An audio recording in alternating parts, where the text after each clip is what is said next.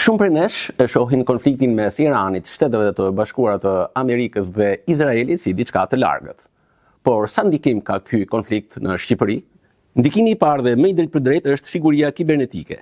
Si aleat strategjik të Shteteve të Bashkuara të Amerikës, infrastruktura jonë digjitale mbetet një objektiv i hapur për sulmet hakmarrëse të Teheranit.